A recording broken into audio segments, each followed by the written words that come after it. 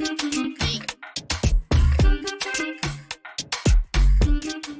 so I'm Ines. Welcome everyone, and thanks for joining us for this panel talk, Kickstart Your Career in Photography. Just to let you know, our friend Jess is in the audience. She has Tourette's, so you might hear her making some noise. So my name is Ines Yearwood-Sanchez. I am a portrait and events photographer from London, and I'll be hosting this conversation today. And I'm also currently the resident photographer for Climate Home, this beautiful space here. So a bit about me before we start. So I recently completed an 8-week program with Black Girl Fest, where I worked on a live brief with Beats by Dre. I also run a natural hair campaign on social media called My Hair Is Not, which brings awareness to the microaggressions and discrimination that Black people face because of their hair. And I'm also a young associate for Sounds Like Chaos, a youth theatre company based at the Albany in Deptford, just across the road. And they're the ones who made all this amazing stuff possible.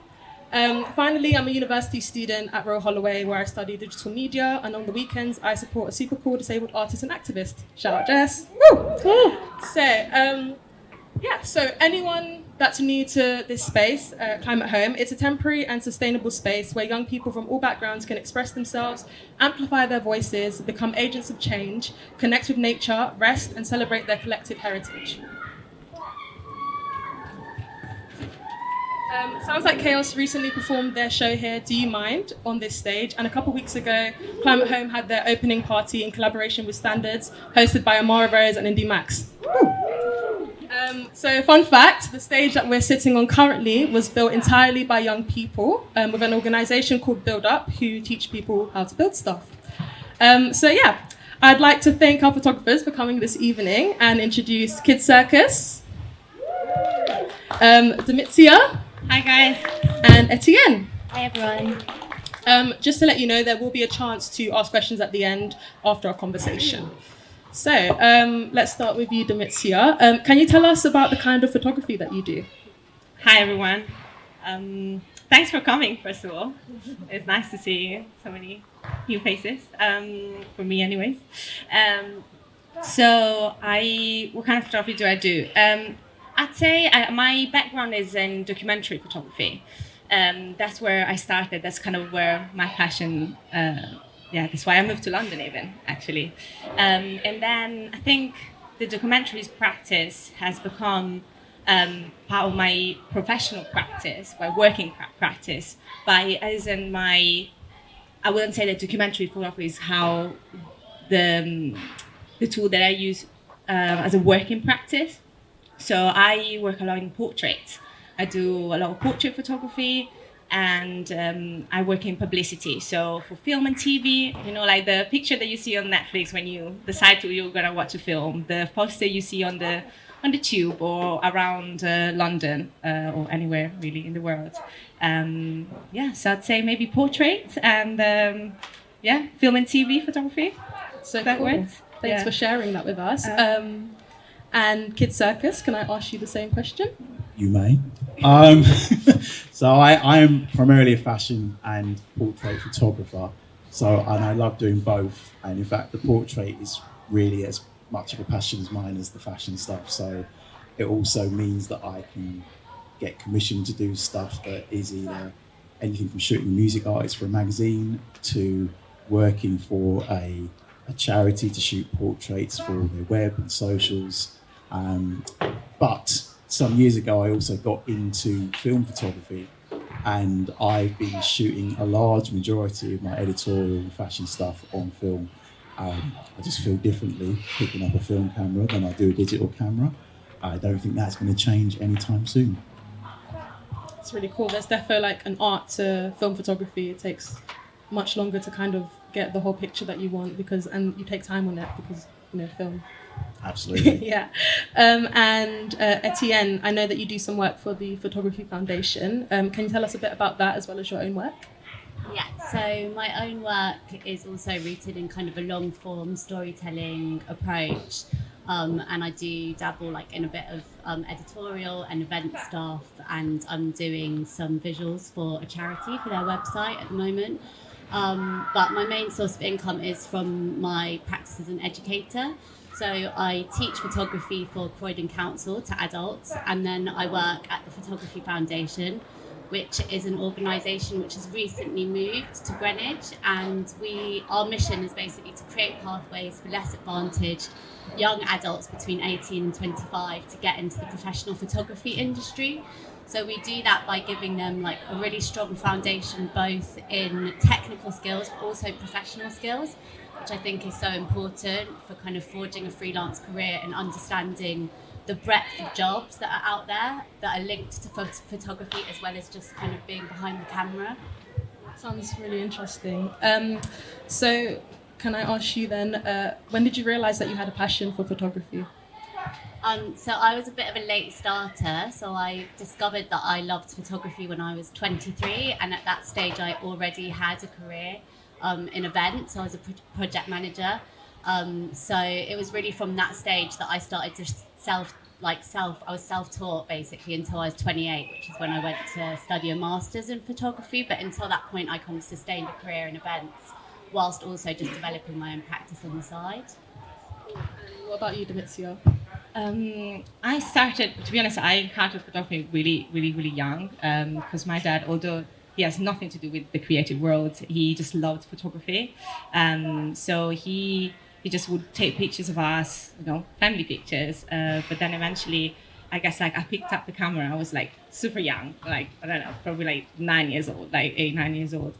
And I didn't realize until probably my teens that it was my main way of expression. I could write, but photography was really what made, I guess, people would understand me better when I showed a picture that I did of something. And it just was so freeing to finally communicate fully, I guess. So probably I'd say throughout all my life, but I understand that there was a strong passion where I guess you start to have so many different emotions where you're a teen. Probably then is when I definitely realized it changed my life in a way. So would you say that you found your voice through photography then? That was the way that you were able to express yourself and how you were feeling at that time? Yes, I think I was able to express more nuances of my voice. I could say something, but I felt like through showing it, what I was seeing and what I what I felt while I was seeing something. When you photograph something, it's always your own vision or something, your own idea of something. Is never going to be obviously objective, and I felt that from me taking that picture and having start a conversation about something, especially in documentary, starting that conversation would really help and me talking about a specific subject. And what about you, Kid Circus? So for me, I came from a background of DJ and music production, and I knew that I was getting passionate about photography when I started selling off music equipment that up until that point I swore I would never sell in order to fund the purchase of my first photography equipment. That's when I knew I was getting passionate about it. Plus the fact that it was starting to occupy my every waking moment every day from there on in, and that's when I knew that the passion had gripped me. That's really cool. Thanks for sharing. And what made you decide to make this your career, and how did you get to where you are now? For me, it was essentially I did my growing up photographically through the time I spent on Instagram, connecting with other people that were into photography at different levels, whether they were hobbyists, part-timers, full-timers. And so when I started seeing the people that sort of started with me at the same time start to get jobs completely through their Instagram accounts, that was when I was like, all right, there's something in this. I'd like a piece of that. And that's when I decided that I wanted to make more of a go of it than just sort of doing it on the side. Yeah, no, I'm not a fan of social media, but Instagram is definitely a way to get your work out there. And yeah, I guess it's one of those things you just have to do. 100%. What about you, Domizia? How did I know that I wanted to make a career of it? Yeah, exactly. I guess I had a more traditional way into getting into the working world because, I mean, in Italy, there wasn't really a lot of... I wasn't a fashion photographer in Italy. I'm Italian, just in case you didn't think I had my accent. There wasn't really like a space for what I was doing. It was a niche, and it wasn't, it wasn't like the normal path, I'd say. So I came to London, and I said, okay, I'm going to give myself a year, and I'm going to try to... I went to a university, mainly because I couldn't speak a lot of English, and I just needed to meet people. So I went to this course. It was about documentary photography and was about journalism.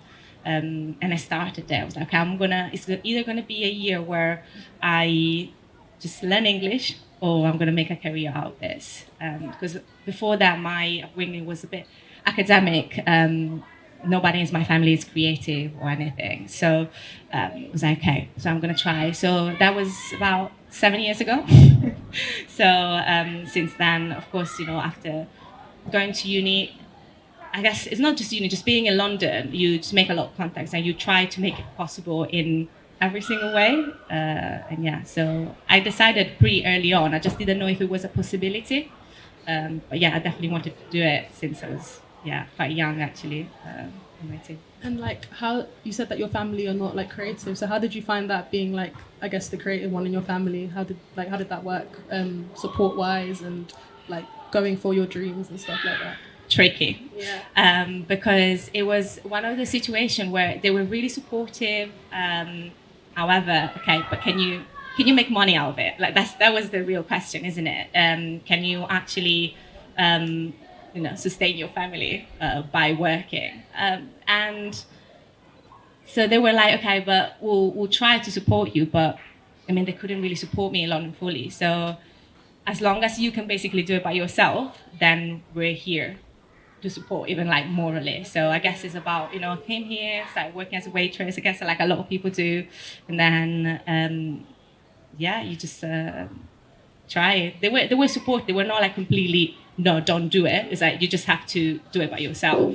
We'll just support you morally. It's like, I guess, because their background, like whatever they did was different. It's like, there wasn't like, I guess, a foundation to build on. You had to make your own foundation in a sense. Yeah, definitely. I'd say that really, I think a lot of people do get help from, I don't know, their parents or some friends that are in that kind of industry. But the idea is that eventually you do make your own group of people, your own community. And that, I think, is one of the most important and relevant thing to be. When you're in the creative world, that's what you have to find. You have to find like-minded people that grow with you in the industry. So as they get bigger jobs, you get those bigger jobs with them, and vice versa. You just keep supporting each other. I've done so many tech shoots. I still do tech shoots because they might not commission you yet for that specific whatever you want to do. Let's put it that way. But you have like those people that do tech shoots with you, and then eventually you can present it to producers, papers, it depends, whatever you gonna get things out of. So it's about building that community. It's just really what I think elevates your work, and the type of work that you do is building that community, even if you don't come from one. Yeah. Thank you for sharing. What about you, Etienne? I think like as soon as I got into photography, I knew I wanted to make it my career, but it was really tough for quite a long time just because I felt very isolated. So I had a few friends who were into photography as well, but I didn't really have a wider community, I'd say. And because I had that job in events, it was quite comfortable. I was making a decent income from that. So making that transition felt quite intimidating, I think, like to go back to square one in some way. But yeah, gradually I just chipped away at it. And then I think like getting to know yourself is a huge thing, because I realised actually maybe I'm not so great at marketing myself, but I really liked other people's work and working with other people, and that kind of made me think about teaching. And then I took a little transition into teaching English because I felt actually like a bit of imposter syndrome, like maybe I don't have the credentials to teach photography. But when I started teaching English, I realised like it's funny how you can put all this effort into something which there's no stakes in a sense. And then I realised like, yeah, actually I really love teaching, but I really miss photography. Like I want to like fuse these things together because I was always, my career was always kind of trying to juggle one thing with my photography on the other side. So then I actually decided like during the lockdown, okay, I really want to make this change. I actually studied a PGCE to be a teacher, qualified teacher, and then that's how I started getting into teaching photography. And as I've done that, like even though I had my own practice all that time and I was working so hard on it, other opportunities have started coming my way, just as Domizia said, because I finally got a community which I felt I didn't really have previously. So yeah, so it's been a long old haul for me, but now I feel very like privileged to be working in the industry that I do. Right, next question. So, Kids Circus, have you had to overcome any hurdles along the way? Myself, does that count? Yeah. I mean, it's quite easy to sort of get in your own way and, you know, kind of lack a bit of self-belief and doubt yourself and feel like you're not good enough. And I feel like I've definitely sabotaged a few opportunities because I thought I wasn't good enough. I thought I wasn't experienced enough. I thought I was not worth the money I should be charging for a particular job or project. So yeah, I think that's been the main thing. And in terms of like the work, trying to up the level of my work, especially the fashion side, you know, when I wanted to work with better stylists and better makeup artists, there was a period where my work, in retrospect, wasn't good enough to earn me the right to work with these people. So it was that transition between trying to create work that interested those people in wanting to work with me. It was a bit of a chicken and egg situation. Like, the work isn't quite at that standard, but you need those people to help elevate your work to that standard. So I think those were the main things, but more or less myself, I think. Like, what were like some of your things that you did when you had those like thoughts of like, I'm not good enough, I'm not worth this, etc., etc.? I think I would say a lot of it was peer support. Again, you know, you build your tribe, you try and get into a community of other people that may be in a similar level or in the same boat. You support each other, you know, whether you create a little group chat on your Instagram or your WhatsApp, you get into conversations about, you know, your doubts or, you know, talking about pricing or dealing with a horrific client who hasn't paid you for 2 months, like all those sorts of things that you can just bang on about with people who actually understand. I think that was a very big help, just peer support with people that were more or less in the same boat as you. Thank you. And Domizia? I think in a way it's a similar thing to what has just been said. It's because when bigger work actually at that point comes in, I think the hurdle is, for me, is always in the prep process, like in the preparation process. It's like, okay, this is outside my comfort zone, right? And this becomes an obstacle that you eventually get through it. You move forward.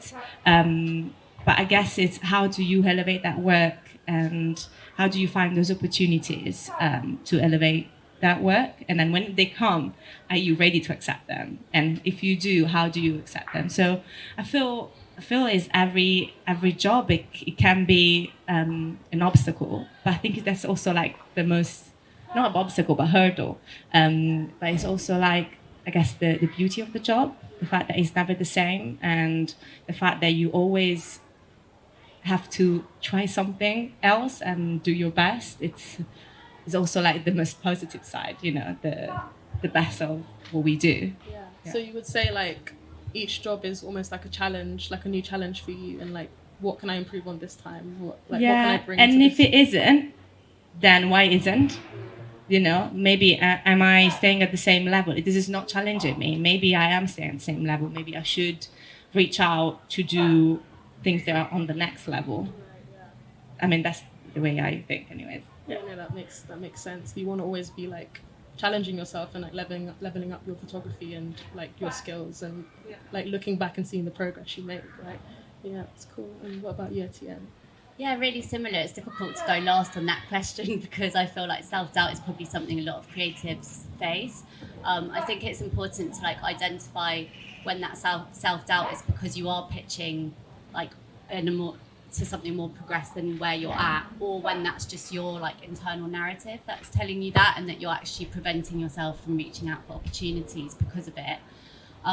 But also just on a practical level, I think just navigating the industry and understanding how many different jobs there are out there and how you can be involved in it. And for me, certainly like finding a way into the industry in a wider sense has really grown my confidence in my own personal practice as well.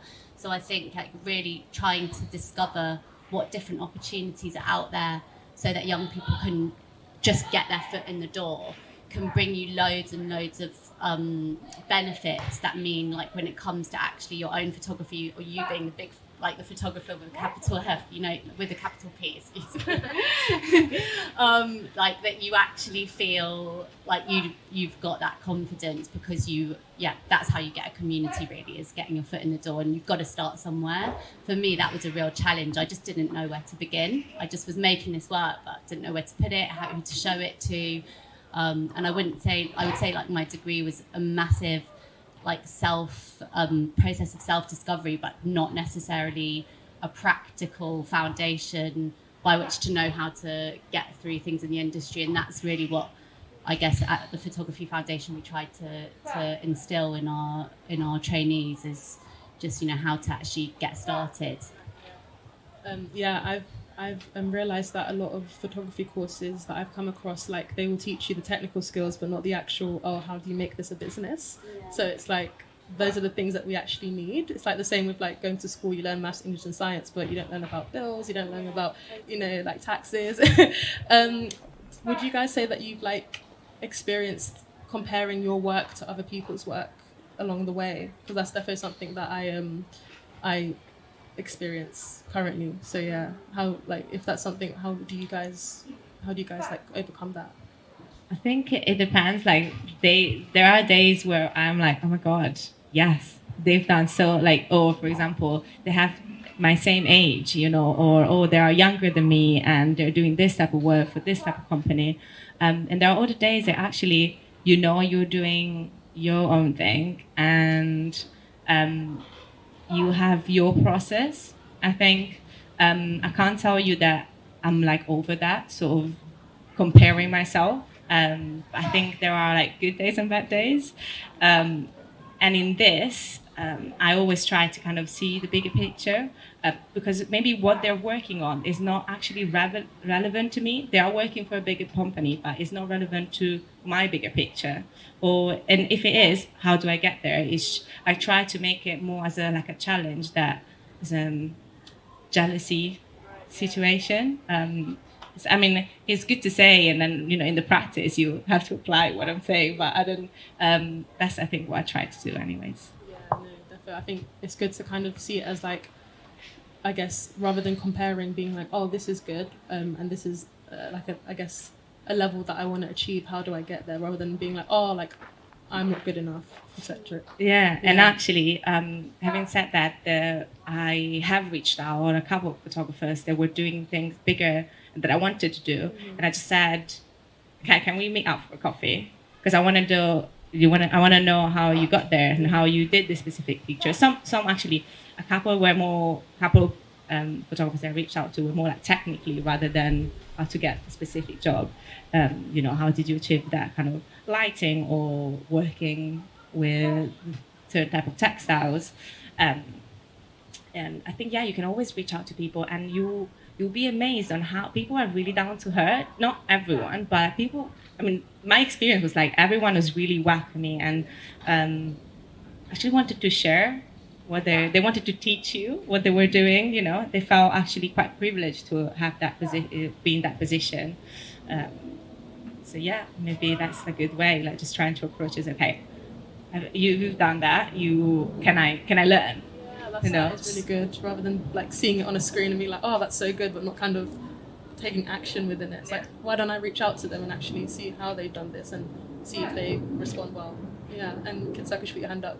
How like? Oh my God, comparison, so much comparison over the time, so much. And it's so easy, especially Instagram, you just go on and you see it's amazing work. And you're just like, oh, I should be doing that. I'm not doing that. Oh, that person's got that job. But actually, the flip side of that is when it is someone that you actually are sort of quite happy for that person that they have got that project or that they are turning out that work. You're just like, oh, so-and-so, amazing work. You DM them, you share their work in your stories, because I'm quite happy for people that they actually are doing that great work. And, as you have alluded to, we are all on different journeys. We've all come from different places to get to where we are and hopefully to get to where we're going. And as you said, some of these people might be creating work or getting jobs that are actually not relevant to what you do, and you have to bear that in mind, that actually you have to try and concentrate on your own, whatever, practice, work, path to whatever success means to you. And I'm not saying that is easy, but that's what you have to try and do, because otherwise you just drive yourself crazy. Cool, thanks for sharing. I've got a question as well. Would you guys say like you've got a style of like within your photography? I bet you get asked this a lot, but like, do you see a style within your work and a pattern of like the way you work or the way your images come out?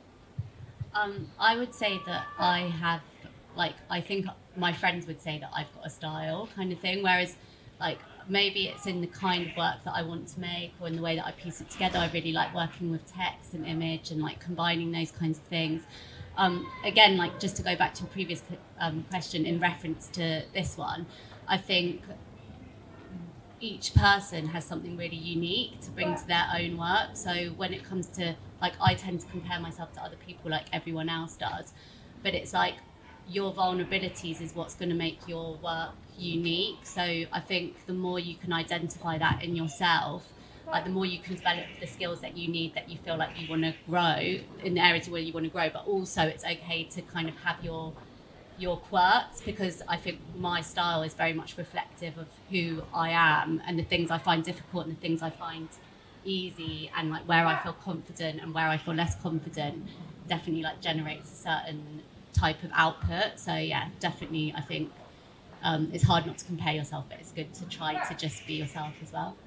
And like what I kind of get from that is like, I guess it's easy to want to replicate what you see when, like for example, for me, like I'm starting out, so it's like I see work and it's like, oh, maybe I need to be doing something that looks like that, but it's like actually being confident enough to post something that like kind of resonates with you rather than like what everyone else is doing. And it's also okay to copy other people on the way. That's how you learn, like I think eventually what your style becomes is probably a bit of this person, a bit of that person, with a bit of yourself like peppered on top kind of thing, and that's like where everything unique emerges from. So it's okay to do that. It's okay if you realize, oh, my work really looks like that person's, because you're constantly like evolving and changing. But I think part of bringing yourself into that work is what makes it unique. So being okay with who you are and kind of trying to bring that to the table as well, and kind of accepting, okay, maybe I'm not brave enough to do this, but because I am like personable, maybe I can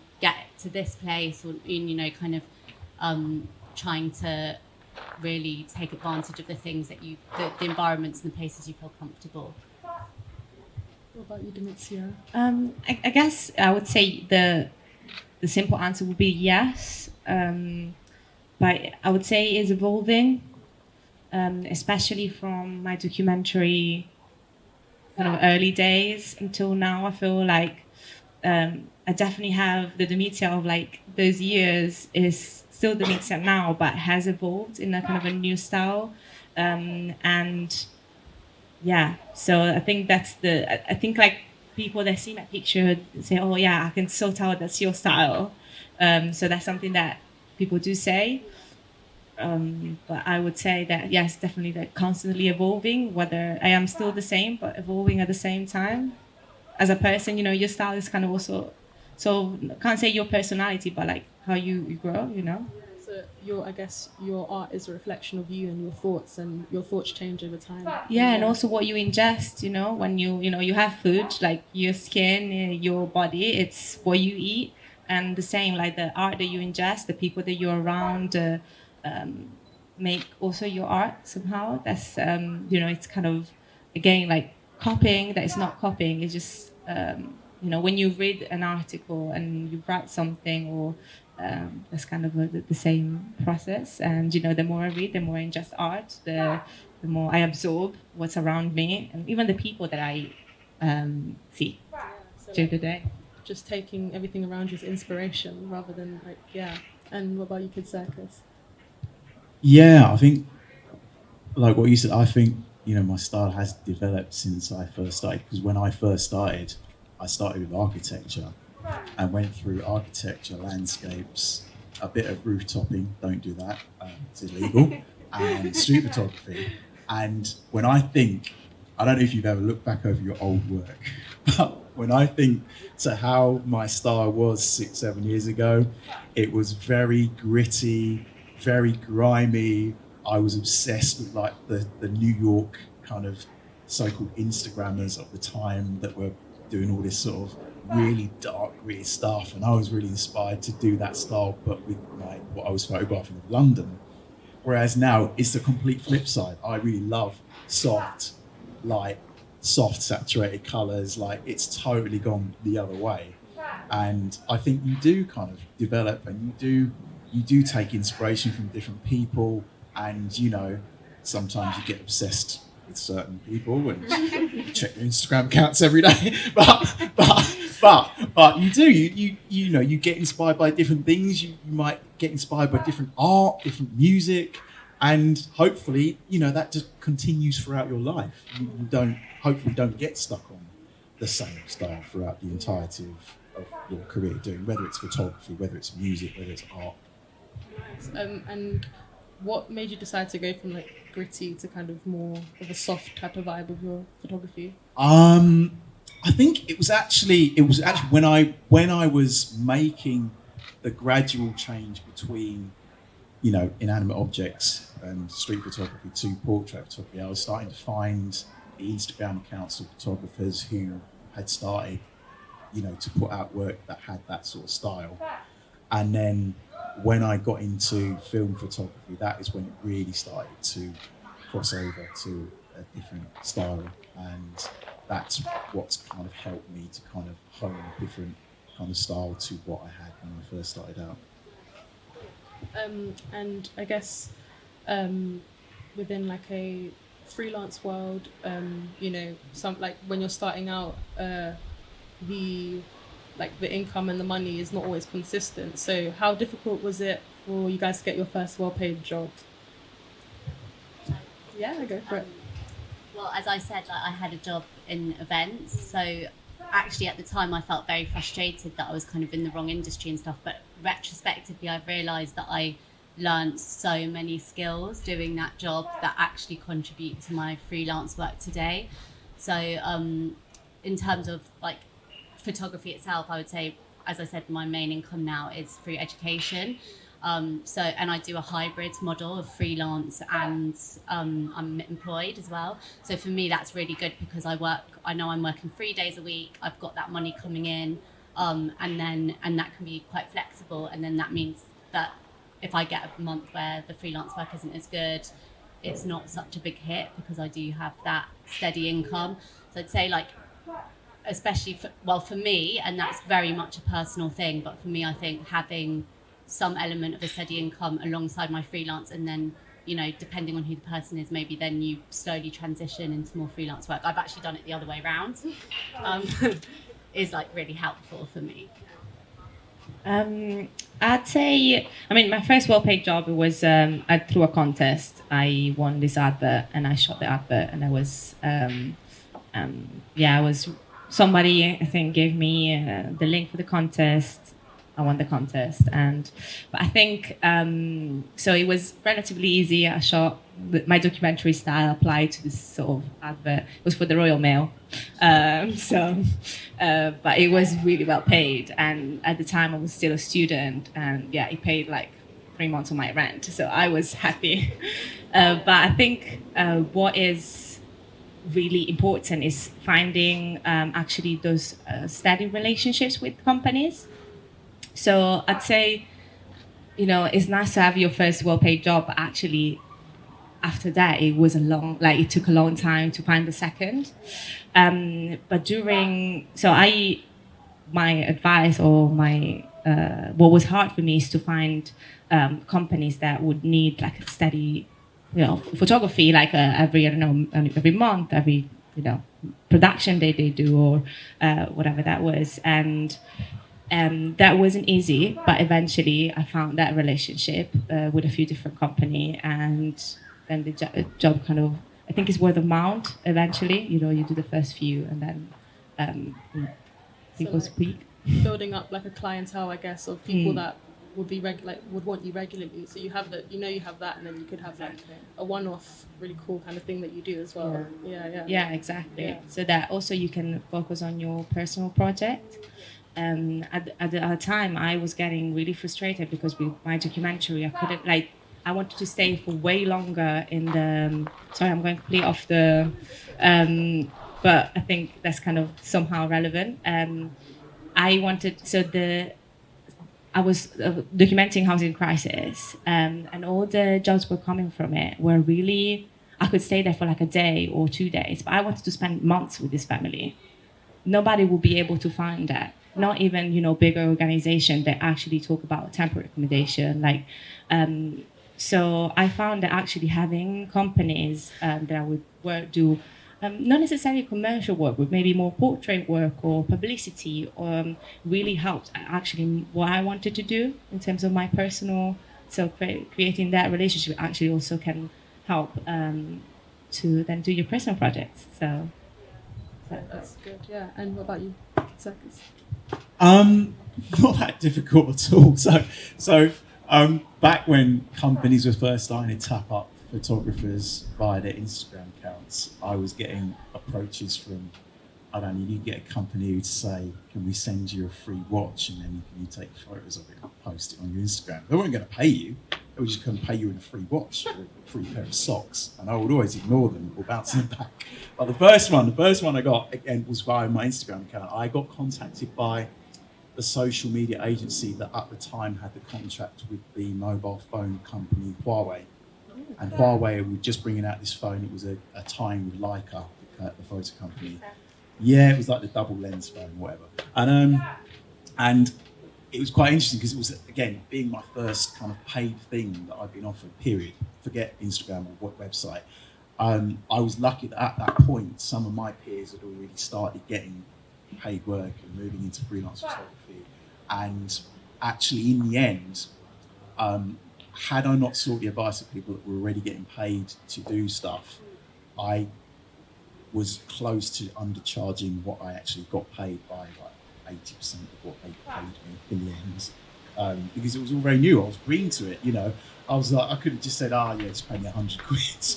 And then this has got a big mobile phone company that I put it all over their socials, and you're just charging them £100. Ridiculous. So again, the peer support and actually being able to lean on people for advice in that example was really, really helpful to me. And, it was a good paid job. They just gave me the phone. I took photos with it at Notting Hill Carnival. Job done. Cool. And would you say you have clientele as well that is consistent, Domizia said as well? Yeah, yes and no. So, yes, a couple, but then actually there's, again, it's like once you kind of get to a stage where people know more, they find out more about you, then it's, you literally just get an email because somebody has referred them to you. And actually, I feel like recently, and it's a platform that I really had no time for until a year ago, LinkedIn, I think, has actually been really quite a good place to build a presence, connect with people. Actually, the people that can potentially pay you to take photographs are spending more time on LinkedIn than they are on Instagram. And I think I would say to anyone, if you're not building a presence on LinkedIn, do it now. Sort your profile out, post your work there, because the great thing about LinkedIn is you can post projects, you can post work as projects, and Instagram, it's a scroll and then it's gone, and the traction eventually falls off. But with LinkedIn, there's a thing I posted a week ago, and people are still finding it and engaging with it. And the great thing about LinkedIn is you can, if you worked on a team with a team of people and they all have LinkedIn accounts, if you mention all those people and they reshare it to their network, then you're opening up to a whole other set of people who wouldn't otherwise have known who you were. And you then start to turn up on people's search results. So LinkedIn, that's my recommendation for today. Thank you, guys. And what do you guys enjoy the most about your work? Domizia, we'll start with you. I guess the relationship that I build with people, especially when I get more time with them, whether it is portrait, again, documentary, that is what I enjoy the most. It is a lot for me about the process. I think there is like a nice endorphin release when you get the picture in your hand, or you're editing the picture, like the final at the end. But I think the process is what I really enjoy. I guess I'm very much like a people person, so that relationship you build is what I like. I guess that's the best, and then it's ever changing. The thing that it's never the same thing.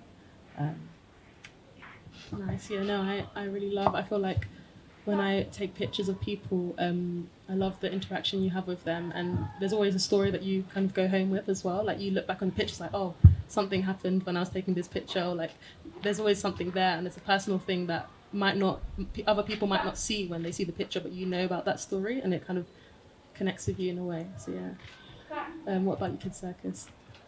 Again, it's a people related one for me. It's like I feel like since I got into photography, I've met people that I probably would not have met in any other circumstances, be it people in front of the camera, the people working behind the camera, and by extension, it's that sort of working with people who have these different talents, whether they're an amazing makeup artist, a great stylist, a great art director, great producer, like people who have all these talents and skills that actually are quite key to making or breaking the project you're working on, whether it's a collaboration, whether it's an editorial, whether it's a paid commercial job.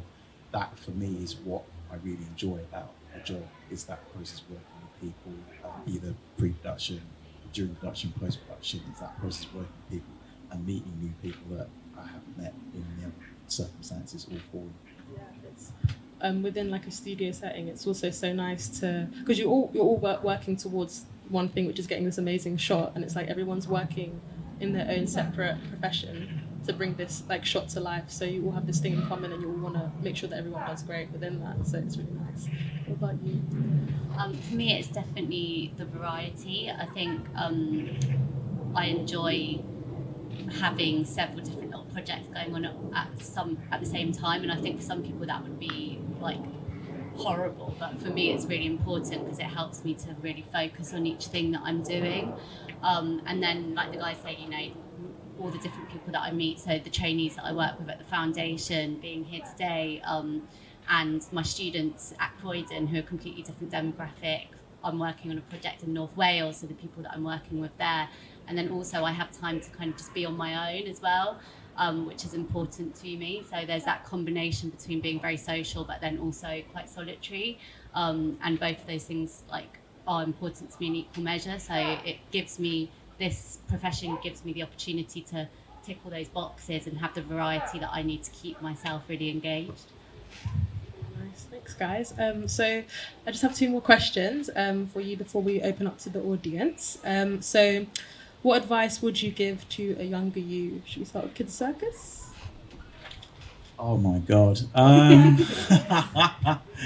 I think it's that thing of kind of really trying to hone in on, what you think you're worth, because it's quite easy to kind of belittle yourself and your so-called talents or skills or experience, and it can be, again, a barrier to you pushing yourself to either get better stuff, better jobs, or work with the people that you really want to work with. And again, easier said than done, but I think that for me is the thing that I would definitely tell myself. What about you, Domizia? I think it would be more about sharing. I think for a long time it was such a personal practice, and then I would communicate with it, but to make it as a working and professional, it was like I didn't really share that much, on like social media, and so I would say like share. It's very practical, this thing. So, but I actually feel I would have benefited more from it. So it's like a very simple sort of one. And when you say like sharing your work, is it a case of sharing what you would describe as your best work, or is it a case of describing sharing I feel, everything? I think I'd say like just share more, because as we all are as creatives, I am a perfectionist, and you feel like, this is not my best work, but actually it might be relevant to your growth, and it might be relevant to, I think you need to be selective with your work, because you want to also direct that work to the people that you want to work with. So, but if you're doing that type of work in that specific time of your life, it's probably because you want to work with companies that do that type of work. So just share it so that you can get in contact with each other, you can communicate. Otherwise, I think I missed out on a lot of opportunities because I wasn't sharing enough. And what about you, Etienne? I think I would tell myself to find a community, and also to just keep going, keep chipping away at it, and try to find some kind of source of income in the intermediary stages until you can get to a point where you're generating a good enough income from your photography, because being stressed about your income can take away a huge amount from your ability to be creative, I believe. So like just getting your foot in the door, and if it means just just getting into a space that's creative, trying to find any job in a space that's creative so that you're able to work on your own stuff. Like if I kind of if there's anything I could change, I would have done that earlier, even though like I'm still pleased with my journey. I would have just transitioned and got myself into something photography related earlier on. But definitely finding a community is a huge one. And stemming off of that, do you have any advice for, I know that you are a hybrid, like freelance, and you have like a regular job as well, but what would your advice be for like a freelancer? So what would you, Do you mean if I wasn't doing a job?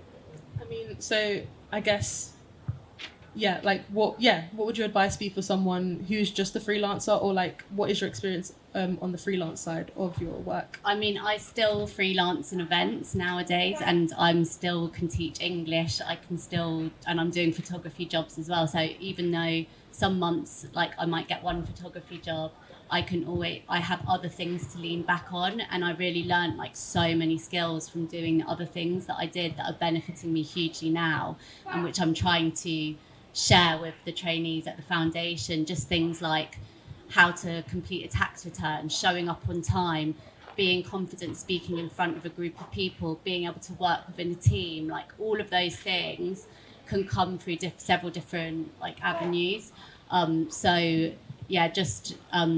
If you're going for a purely freelance angle, kind of getting as many strings to your bow as you can, and being able to do different things, and maybe like trying different things out. There's so many different avenues you can go down in photography, and I think there's often like an emphasis on editorial and fashion, but there's weddings, there's events, there's like commissioners, there's editors, there's people who make books. There's so many different areas that you can kind of like seek to get to know and seek to work in, and so that when it comes down to it, you've always got something to lean back on. So not limiting yourself to like just one particular avenue of photography, and kind of experiencing all of them, and having, I guess, trying different things out, especially initially, to discover where I guess what's so interesting about photography is it spans, like art to science to like the commercial world and everything in between. So there are a lot of sources of income that I feel like at least I wasn't aware of as a younger photographer, that I think like would have been really valid and you can learn from. So like assisting, you might assist someone who is a completely different style to you, but you're going to still learn a lot from doing that. You know, like you might not be someone who wants to work in studio, but what you learn in studio is going to have a huge impact on what you do outside on location, and vice versa. Being able to go and work with different people in a different context, then when you bring those personal skills into the studio, they're going to benefit you there. So yeah, I think just sometimes you've got such a clear idea of where you want to get to, that in a way you might miss out on opportunities on that path to that final destination. And I would say like just putting yourself out there and taking whatever comes your way can give you a lot of confidence and a lot of skills that you'll need later on when you're like really independently trying to make it work. Nice, thank you. That's some great advice. And what about you, Domizia? I think it's a lot just be organized, as in which is a very like basic one, but actually like the work you're creating right now can be your gold mine in the future. So I just feel like organization is like, and for me, like at the top, just be super organized, even with your time. And either way, so for example, if you feel like you're slacking and actually you need to get more work done, then try to set that time, and you feel you're working with yourself, which I think most of creatives do. Why are you working this much? Set boundaries, which is really, even with yourself, you know, like, don't work those 16 hours. Like, they are probably not worth it. If you're working 16 hours, you're not going to be ready for the next day, for the next job. Because you feel like maybe for a while you're not that busy, but eventually when you get that busy, you need to be able to work towards that goal, and you should work as you know, if you're really busy. So I guess like being organized is a big one.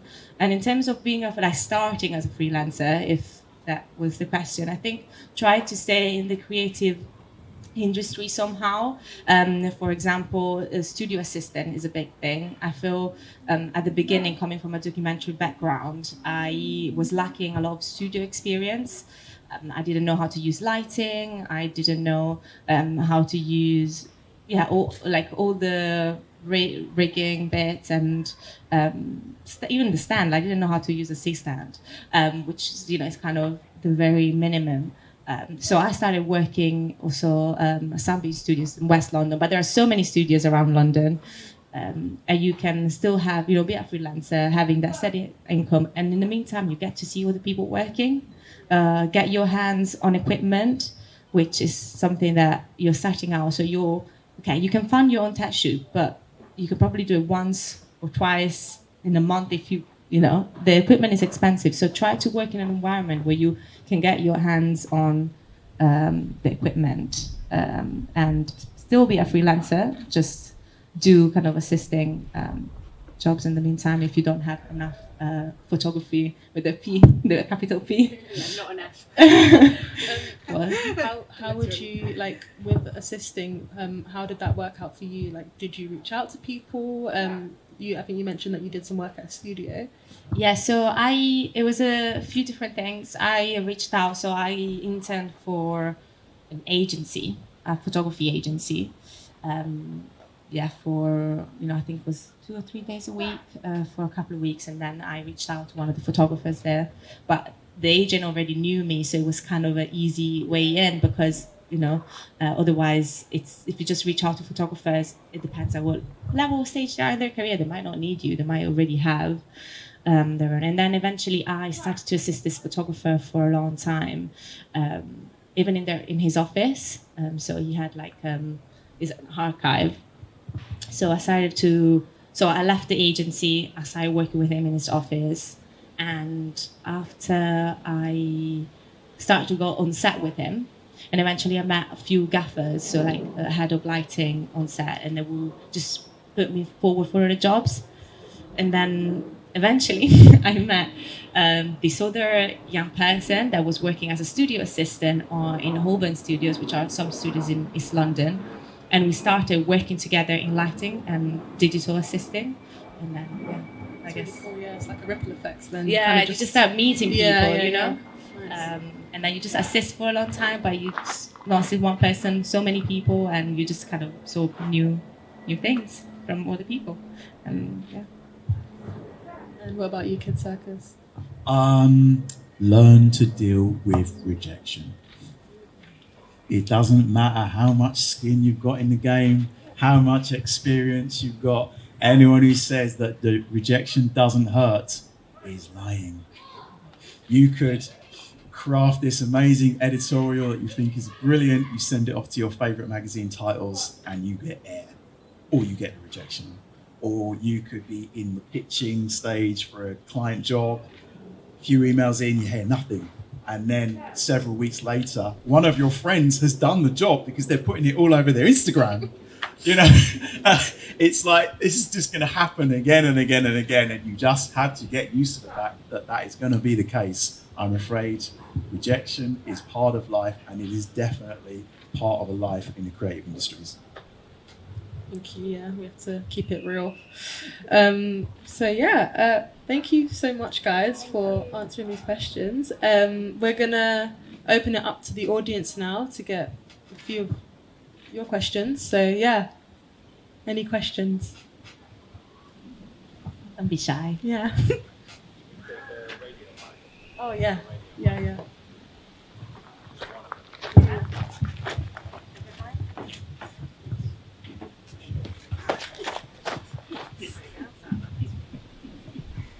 Hi, I have a quick question for Domizia.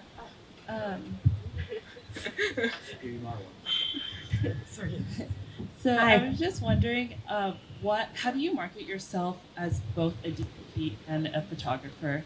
As someone who's also interested in, who classifies myself as a filmmaker and a photographer, I have a hard time figuring out like which connections are going to be put in priority, what I should upload on my social media, what's the perfect balance. Even though it's a very similar world, I feel like it's also very different. Yeah.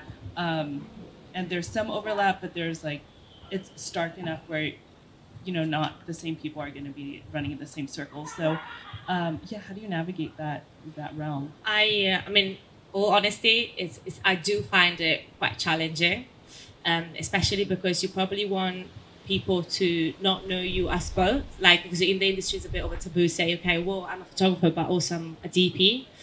So it's like, well, if you can do everything, then you can't do anything. It's kind of like a taboo. But I would say that how I've navigated it so far is trying to make it as clear as possible on my social media. When I post something, I'm really like honest on what was my role. I don't know, when I was assisting, okay, I assisted on this and I did specifically this. And I think like a couple of people have suggested me to create 2 separate accounts, for example, to do DOPing and photography. I find that right now my style is becoming similar, as in lighting wise or vibe. I don't know like look, and so that it's easier to kind of put together those on my social media. But for a long time, they were so different that I did find it really hard to just put it both of it on my Instagram. I think it's mainly like making sure that the people that you speak to. So if you're trying to be a DP on a project, you are really clear about what you can do, and you send them your DP portfolio, your show reel, and then if you're talking about photography, then try not to mix the two, because mixing is, I think, especially at people that actually big productions, they don't have time, so don't confuse them. So try, even if you can say, I think what I used to say to myself, but I can do more than this, like I can show them more than this. Actually, just give them very little. If they want to see more, they will tell you. Thank you. Yeah, there's a couple of, other than Domi's marvellous work, of people that I'd say are worth checking out who do both. There's a lady called Kaj Jeffries who has done a lot of campaign stuff. Another lady called Lauren Luxembourg. One of her recent projects was with Nux, whose album went top 10 earlier this year. And another lady called Sophie Jones, who did a really great night campaign. I think it was either earlier this year or the previous year. But all of those people seem to wear both hats. So I would check out their socials and their websites. I can give them their Instagrams. Just finishing off on a practical level. Thank you. Actually, I'm gonna need those names as well. I at some point my website was divided in two. Like you couldn't enter my website if one was moving image. It was split in two, but that confused people, like bigger projections. So I don't know like the specific answer. I'd say that when you send direct messages, I think my website right now it's very specific. Like this is so just you have to choose. But maybe on your social media where you can be more vocal and more specific, I try to do it that way. Yeah. Cool. Any other questions?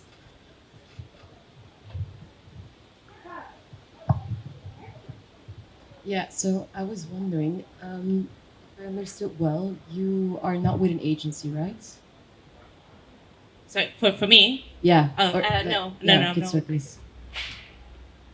Oh, me? No, I'm not No. with an agency. I have spoken to agents, but I'm not with an agency currently. Would you recommend agency? Because I feel like lately, and a lot of friends of mine, photographers, they join an agency, but I feel like I want to do it myself first. Which I completely understand. I mean, I can see, and again, for me, I've got people that are with agencies, and I can see the benefits of being with an agent. I think the misconception with agencies is people think that they are the yellow brick road to getting them work, where actually you still have the work, you still have to do the work to get the work. But the great thing about having an agent is that they can get in the trenches of negotiation over production costs, over rates, over usage, and then you can chuck them your 25%, and you can just sit back and reap the rewards. But that is the benefit of having an agent. But again, it's when people think, oh, I will sign with an agent and they're going to get me all the work from that point forward, which is completely incorrect. I think most agents want to see that you're already getting the work in order to administrate the work that you get in future. And I think that, as I said, there's benefits to having an agent. I'm not currently with an agent, but I have a relationship with an agency where if a bigger job comes in, I will say, hey, so-and-so, I've got this job. Do you mind negotiating on my behalf? Please take my 25%. Even though I'm not officially signed with them, I know I've got that in my back pocket should the need arise. All right, thank you. Yeah, that was helpful. And I have one more question, sorry. Because we're talking about websites, now that social media is becoming like a big deal, do you think having a website is still important? Yes, Yeah. absolutely yes. Please, if you haven't got a website, I beg you, get a website. It's so easy. Squarespace, Format, Wix, get a website. Because if Instagram goes down tomorrow, where are you going to be? And this is coming from a very heavy user of Instagram. Like, having a website, because it's yours, you can make any adjustments you want, pay a web developer to make it all fancy. Like, it's yours, and it's a way to really leverage your chances of being found by a possible client. Whereas if you just have Instagram, again, if Instagram goes wrong, when Instagram goes down, which it has done a few times this year, where else are you going to have a presence? And it was quite funny. I spent a lot of time on that app Clubhouse last year. And one of the people that I became really friendly with was this photographer based in Australia. And he told the story of him having a Google Plus account. I don't know if anyone remembers that platform. And he got to something like 1 million followers because of the photography he did, which was mainly photographing ballet dancers. So he had this amazing account, Google Plus, life was good, he was getting a lot of engagement. But because that's where his followers were, when Google Plus went down, it all went. And, he has regrets that he didn't try and build a mailing list at the back of it or something that was outside of that platform. And, he didn't direct enough people to his website. And so I just think having a website, I would say, is more important than anything, than any other platform. Have a website, because it sits there no one can take that away from you. You can craft it in the way that you see fit or that works for you, and you're not at the mercy of the Facebooks, the LinkedIns, the Instagrams of this world. Yeah, just to add to that briefly as well, like obviously Instagram, the way that it's laid out is quite spontaneous, and maybe you put things up as and when, whereas on your website you can really curate it and you can show your projects or whatever you're doing in a more thoughtful way, I would say. So both of them serve a purpose, but I don't think Instagram necessarily replaces, and that depends a bit on what your practice is, obviously, but I think this does apply to everyone, that it serves a different purpose and it's presented in a different way. So it just gives you another opportunity to be able to show your work, maybe in a way that makes it come across more strong. Like if you show some images together rather than just like a long wall that people don't necessarily scroll to the bottom of, or, you know, maybe some images go really nicely together that you took X amount of time ago that's on the bottom and now you're adding something to the top of your Instagram. So yeah, I'd certainly think that having it for that purpose is really important too. Right, thank you. Just quickly, does anyone have the time? Because I don't have my phone on me. Okay, cool. We'll take one more question then, if possible. My question.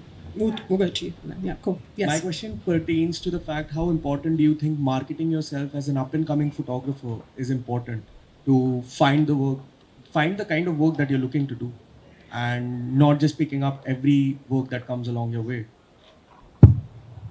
It's for all three.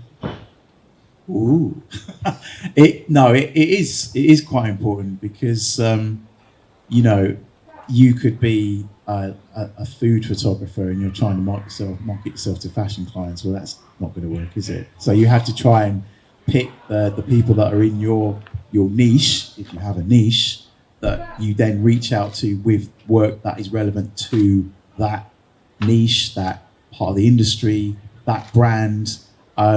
And again, going back to LinkedIn is a really good place to sort of find the people of a particular, you know, if you want to work with a particular brand, it's a good place to find the people that work for that particular brand. And then you can really stalk people and stalk that brand's style. And you know, I think this goes down to a wider area of actually doing your research if you want to work for a particular organisation or a particular brand, and seeing what is their tone of voice, what do they do on their socials, do they have a presence on Instagram? Some people don't. You know, how do they run their Twitter account? You know, all of those things are going to give you a broader picture of what that particular brand is about, so that you can tailor how you approach them and pitch yourself to them accordingly, rather than going, I really want to shoot for Nike. Let me just send my portfolio of everything to info@nike.com. Doesn't work, does it? Thank you. Cool. And we'll take one more question at the front, and then we're gonna do some refreshments. Thank you. Two quick questions, if I may then. Sort of building on the last question, do you, and it's for all of you, do you find there's any particular strategies that work better in terms of reaching out to potential clients, so direct messaging, or bidding for contracts, or going through LinkedIn and social media? And then the second question is, how much effort do you need to put into, when you're sort of building your portfolio, in doing free test shoots and free work in order to get that portfolio in the first place? I think for the last questions, make work that you want to be paid for. So as much as possible, the more you have, and it's not like a sustainable, like for a long period of time. But if you want to, you know, be a food photographer, then take pictures of food in the light that you want. You know, you maybe have a specific style, or if you want to be fashion photographer, I mean, it's such a broad, you know, these are broad on portrait photography. What does it mean? But like very specific to what you want to do. You want to be paid for, I don't know, taking a picture of this microphone, and then take pictures of this microphone and then show it to clients. So try to do it as much as you can. Because yeah, exactly on the back of what you were saying, you have to show that you can do it. And it's kind of weird because, well, if I'm not paid to do this, how I want to shoot this and I will be paid for it, and I don't have maybe the money for the test shoot because I'm not paid to do it. But at the same time, yeah, you just have to find that capital to make those pictures. So I think it's very important. Just try to balance it so that you don't get frustrated with the process. So maybe to work that more commercially driven, or as you were saying, it doesn't have to be in photography, in other fields, and then try to find those shoots. Can I add one thing?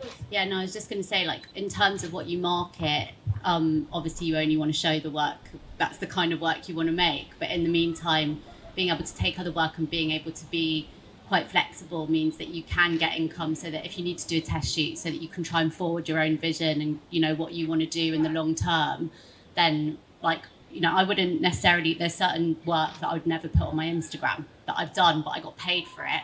So then that's helped me to make the work that I want to make that I put on my Instagram. So in a sense, it's like you just have to strike the right note at the right time. You know, once that money starts flowing in from the sources that you want it to be coming from, you can be more selective. But yeah, certainly not putting up stuff that you don't, that's not stuff you want to make. Doesn't necessarily mean you're going to turn down a job in the meantime either. Yeah, totally. And in terms of reaching out, I found that the closest you can get to that person is better. For example, maybe you have a client that has a line of contact with the person, so maybe creatives, especially for bigger agencies, like your if they don't have you saved in their server, like you will not even get seen. Like I remember this was actually not too long ago. I was doing a pet shoot, and I was looking for a model, and I had one specific one in mind. And for weeks, I was, you know, messaging the agency, and eventually I just called. I was just like, I've literally sent you like 5 emails. I really want this model.